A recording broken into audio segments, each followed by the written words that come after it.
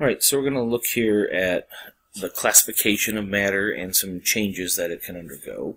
So as we see here, matter can be classified as solid, liquid, gas, or plasma, or, as we're also going to learn about, Bose-Einstein Condensate. And this can all be done through the kinetic theory of matter. So what does this kinetic theory of matter tell us? It says that all particles of matter are in constant motion, and they are also affected by the forces of attraction between the particles. The more kinetic energy that a substance has, the faster its particles move. Kinetic energy is the energy of motion. And so, as we'll see here, we can describe our solids, liquids, gases, plasmas, and Bose-Einstein condensates based on this theory. So first up, let's look at solids. Solids, of course, have a fixed shape and a definite volume. Think of any type of solid, it just has that shape and that size, and there's nothing you can do about it unless you destroy the actual solid. The particles in a solid are very tightly packed, and they touch each other very, very closely, and they have an extremely ordered arrangement.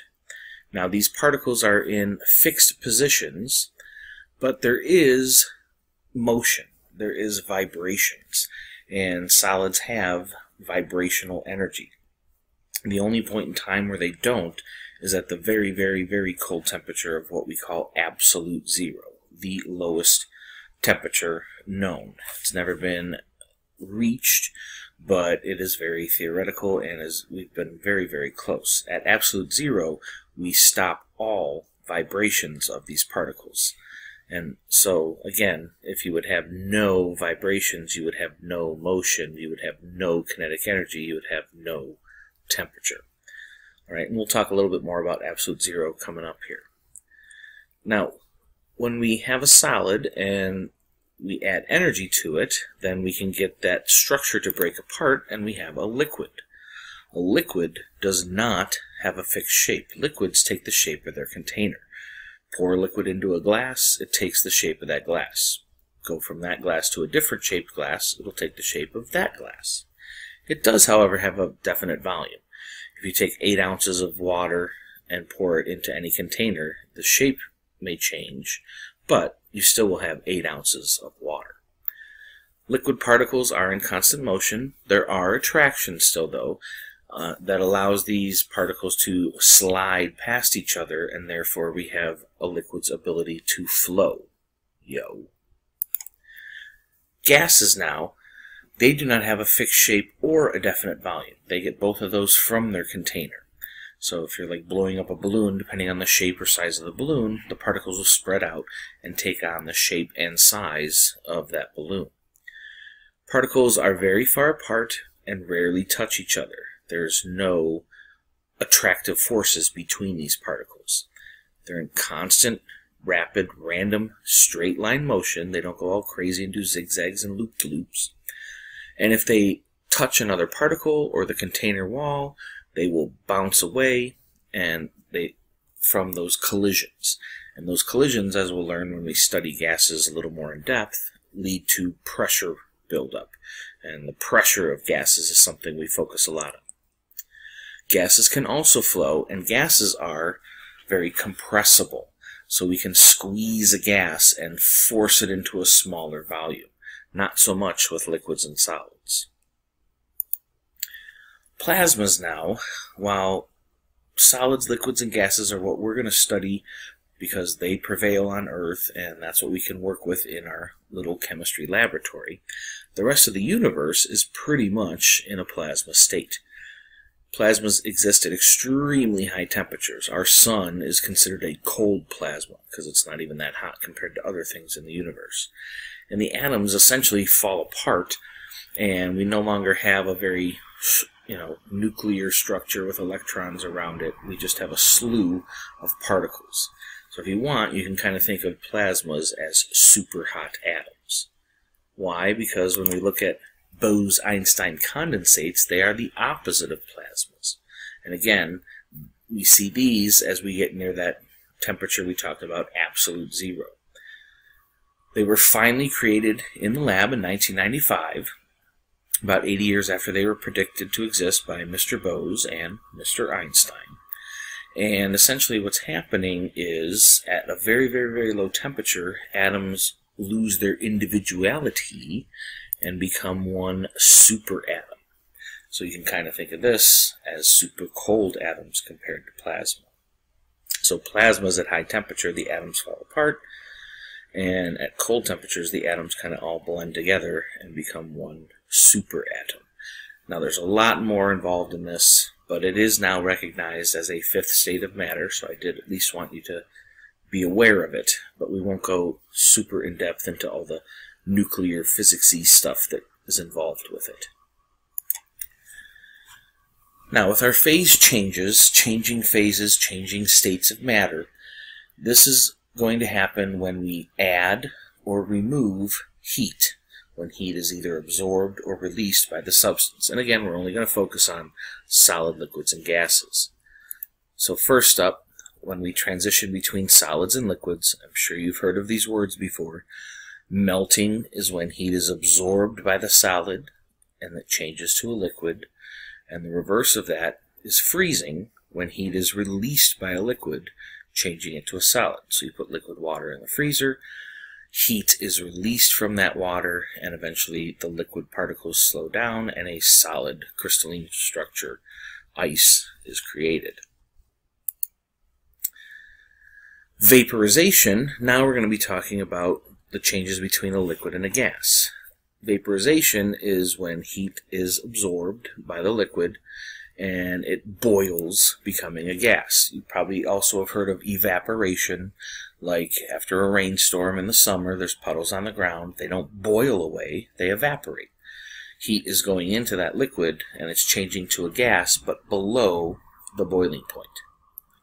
And then the reverse of this, gases turning into liquids, is what we call condensation, condensing. The heat from the gaseous state, steam if it was water, is removed, and that gaseous substance comes back together. The particles reconnect and become a liquid. Two other ones that you may or may not have heard of. Sublimation. There are some substances, well, all substances can do this, but there are some substances at normal atmospheric temperatures and pressures that can sublimate, go directly from a solid to a gas. One example is dry ice. If you've ever been to a concert or a stage production, and you see, or the club, and they pump out that dry ice, that's solid carbon dioxide that is turning directly into carbon dioxide gas. Another example is if you've ever heard of mothballs.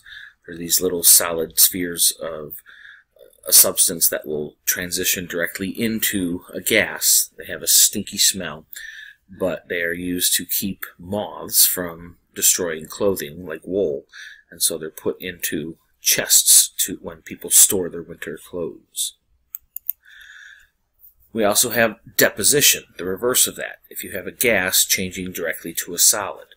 This happens like in the winter when it's a little bit warm out, in the 30s or something. There's some humidity in the air, perhaps some snow has melted, and then at night when it gets really cold, that humidity in the air can hit colder things like your windows on your car and turn directly back into a solid as frost. So here we see just, solid, liquid, gas, plasma. When you add heat, you go from one to the other, solid to liquid to gas to plasma. And you can see a very rigid, solid structure. Liquid particles are still touching, allowing them to flow, slide past each other. Gases far apart, and they have no interactions really whatsoever. Plasma, that's meant to show, indistinct particles. It's just a slew of the pieces parts. And if you want to look at another version of it, here I've added in the Bose-Einstein Condensate, a superatom, solid, liquid, gas, and then you can see the pluses and minuses are plasma, a soup of particles, if you will. Now to sum up the ones that we've talked about here on Earth, we have this lovely phase change diagram. Hopefully you remember this from earlier science classes, like in 9th grade. And so we can look at, over time, as temperature is increased, we can see the changes of phase. Down here we have a solid, And we see we have the very rigid structure. Then at a higher temperature, we have the liquid, particles still connected, flowing, and then up here we can label that gas. You can see that the particles are spread further apart. I wish they were spread even more apart, but that's okay. The arrows then on the diagram are there to represent our phase changes. When a solid turns to a liquid, it's melting. When a liquid is turning to a gas, it's boiling, vaporizing. And we have the reverses. When the gas turns back to a liquid, it's condensing. And when a liquid turns back to a solid, it's freezing. So that's all good. Now, some other important parts are these little points, okay? These little transition points. Oops. Sorry, I wanted to see the dots first. But you see these purple dots I've labeled there. And this is where we are actually doing the phase changes. So down here, we have a solid, and the temperature is going up, so the solid's temperature is going up, and then bam, it starts to melt. And so that is called the melting point. And it would be occurring at that temperature that is listed there on the graph. Now there's no actual number there, but right there at that temperature. So if this was water, water melts at 0 degrees Celsius, 32 degrees Fahrenheit. But also, when we have liquid water and it cools down, it starts to freeze at that same temperature. Same thing with boiling and vaporizing. You heat a liquid up, and then at a certain point, it will start to boil, and so we have that as the boiling point. And again, it would happen at a certain temperature that would be on that axis. Same thing if we have a gas, it would cool down and condense at that same temperature. So yes, we could call that the condensing point, and down here, yes, we can call that the freezing point. So a couple of things to note. One, the melting point and freezing point are the same temperature. It's just a matter of, are you adding heat, energy to a solid, getting it to melt, or are you removing heat from a liquid, getting it to freeze? Happens at the same temperature though. Same with boiling and condensing. Adding heat to liquid, getting it to boil, or removing heat from the vapor or gas, getting it to condense. The last point to look at is the fact that during a phase change, we have these plateaus on the graph. Because during a phase change, the temperature does not change. So when you have a solid substance and it starts to melt, it stays at that same temperature until it is totally melted. Once that has happened, now adding more energy will just cause the liquid to heat up. Heats up, heats up, heats up, then it starts to boil, and it will boil at that same temperature, and the bubbling liquid, like a pot of water on your stove, that temperature will not increase. The steam is hotter coming off that boiling water, but the actual boiling water stays at the same temperature. And the same thing happens if we're condensing or if we're freezing. So I hope this helps. I know you've got a little phase change diagram worksheet to work on. And that pretty much sums up, again, our different states of matter and the changes that they can undergo.